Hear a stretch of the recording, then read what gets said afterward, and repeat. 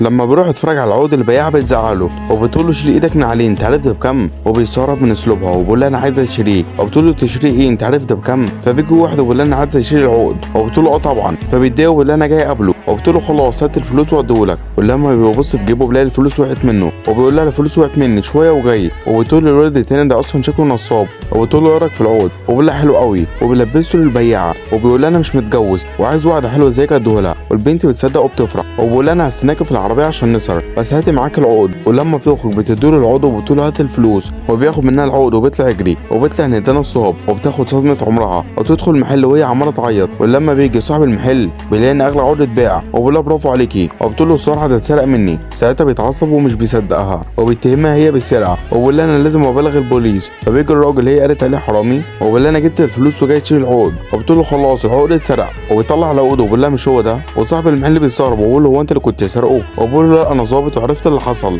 والبنت بتتاسف له عشان ظلمته وقالت عليه حرامي.